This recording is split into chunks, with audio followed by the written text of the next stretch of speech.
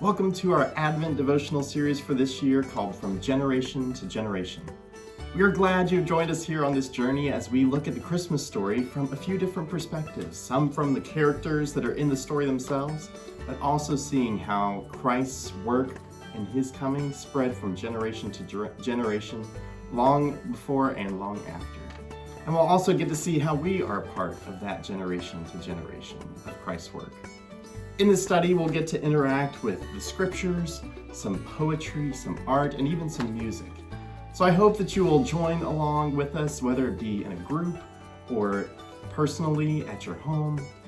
We hope that you'll engage with us and take a look at this Christmas story from a different perspective. For our first week, we'll be discovering that there is room for every story as we take a look back to the generations that led up to Christ's birth. We'll see the different characters that have different pieces and different parts to play on the way to Christ's birth. And we'll also see that there's room for our story as well. So as we jump into this, first take a listen to a poem by Reverend Sarah Speed, read by our very own Pastor Lynn. I asked God, what about my fingernail biting habit? Or the way I leave all the cabinets open in the kitchen? What about the way I could be dramatic, drumming up a fight, only to hand out apologies like souvenirs? What about the way I second-guess myself, let shame drive, or stay quiet when I have something to say? What about the way I chase at accomplishments, like a dog with a bone? What about the doubt or the fact that I'm terrible at prayer and I cannot help but yawn during church?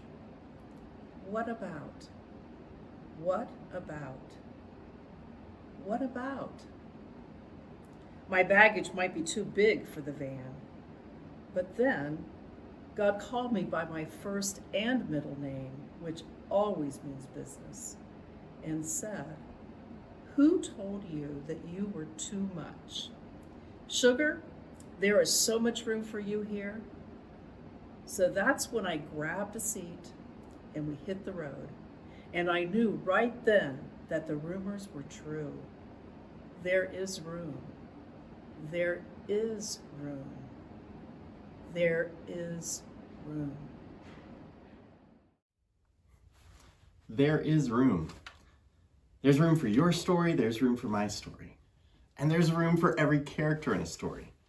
I just want you to think about a story for a second. Put one in your mind. Maybe it's Little Red Riding Hood. Maybe it's the last movie you watched.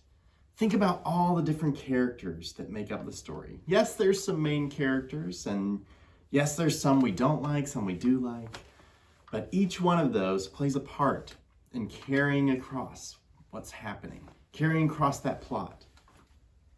So as we look today, I want us to think about the story of generation of people that led up to Christ's coming. So that's what we're going to look at as we study the scriptures today. Now, as we embark on this story together, I want us to think through the different perspectives that are going on in the Advent story. But I also want us to reflect on our own stories. So whether you be in a group or with your family or just yourself, I want you to really reflect and think through, where do I fit in this story? And where am I at in my story now that Christ's work long ago still impacts? Now, as we get started, I want you to read our scriptures for the day. Now, I'm going to warn you, the first one is a genealogy. So that means it's a bunch of names. But I want you to take your time, look through it, and see if you pick out any names that you wonder, I wonder why they're there. And then we'll take a look at it together. So go on ahead, pause the video, and read our two scriptures for the day. I'll put them on the next slide for you.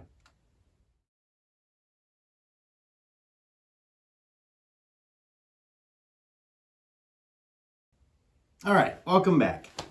Did you read it? If not, you still have time to pause and go back. But assuming that you all read, let's jump in and take a look at Matthew 1. Now, this is a genealogy. And you might be thinking, okay, this is the start of the New Testament. Why are we starting with just a bunch of names? Well, you have to remember that for the Jews, this lineage and this line was very important. And it's also important for our Advent story because we have some prophecies that talk about Jesus coming from the line of David. And this genealogy points right back. It goes backwards and shows how that line came to be. But if you look through, you might see, yes, there's a bunch of guys that we recognize, but then there's also some women who are in there. There's some names that are a little bit less recognizable. Well, each one of those people played a part in the story. But I want to focus on a few of them. And we actually have some artwork that's going to help us kind of paint this picture in our mind. Let's take a look at this together. So starting from the bottom left, and we're going to go counterclockwise. So the bottom left, we see Tamar. Now Tamar, she was once childless and widowed, and yet she's in the line and part of the story from generations of generations that lead to Christ. And then going counterclockwise, we see Rahab.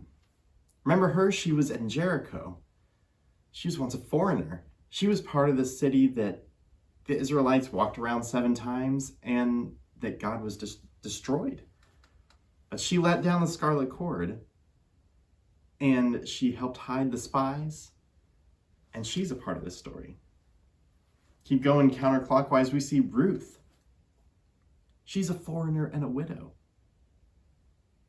Her husband died, but she came back and was faithful to her mother-in-law, and she ends up being a part of the story through Boaz. Continuing through the circle, we see Bathsheba. She's actually not mentioned in this, but she is, when it says the wife of Uriah. She watched her husband be murdered, and she was forced to marry another. And yet she's a part of the story. And then lastly, in the upper left, we see Mary. Mary's a young girl, hasn't even been married yet. And she's just been told that she is carrying the Christ, the one who's going to save us all. God includes people from all aspects of hurt, abandonment, loss, people in grief, people who don't know which way to turn. That might sound like some of us, but God still used all the people in that genealogy. The women, the men, everyone had something in their life that didn't go how they planned. And yet, God still used them in the story. So there's room for every story. Next, let's take a look at Isaiah 2. So in our second passage, you might also be thinking, I don't know how this fits into Advent.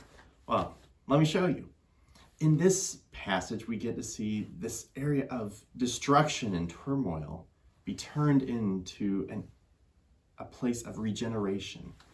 We see tools that were turned from things that tore down, but now they're things that add to production. And it's all because of walking in the light of Christ. And it shows that Christ came to bring this regeneration and this restoration. And he does that still in our hearts today.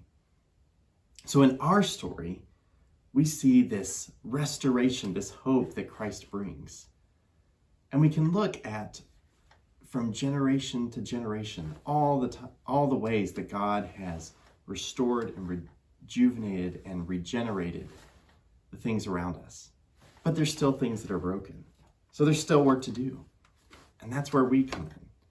We are part of that story of regeneration because Christ wants to bring everything into himself.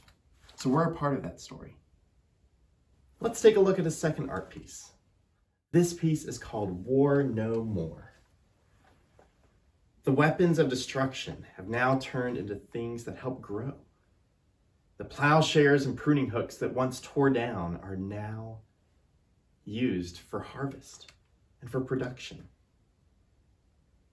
So how can we live lives that are not tearing down with the tools that we have, but are used to build up? Let me give you some things to think about. and some questions that maybe you can share within a group, or maybe you can talk among your family or call a friend. Think what aspects of your life may be seen as a source of destruction, but now can be used for growth and positive leading. Think about that. We all have had times of loss, of grief, of just negative things that are in our lives. Maybe it's mistakes we've made, maybe it's things that have happened around us. But God works through that part of our story as well. So if you're in a group or amongst your family, talk about some of those things that may have happened in your life or are happening now, that you're saying, I know that this was meant for destruction, or it was destructive, but I can see how God is using this as a part of my story for growth, maybe to help somebody else, or maybe just for you to understand who God is better in your own life. So share that together. And remember, there is room for every story, including yours and mine. Now that you've had some time to either reflect or discuss, let's pray together. Lord, I just thank you for the way that you've worked in my own story, and the way that you've worked at the story of our church, and the way that your story worked through Jesus Christ coming to earth. Thank you for all the people that led up to Christ's birth, and all of us who've been a part of the story after. I pray that you would continue to help us to see how we are a part of this story. Help us to continue to follow you through this Advent season, and remember that Christ came and that changed everything. Continue to bless us and help us to see that as we walk throughout our daily lives. Amen. Well, thanks for joining me. I hope this Advent series is a real blessing to you as we look at Christ coming to the earth, but seeing that there was generations and generations of stories that were around his coming. As we close, we're actually going to sing a hymn, and it's a familiar tune, Away in a Manger, and it's going to be led by our choir, but it has some different words that fit our theme.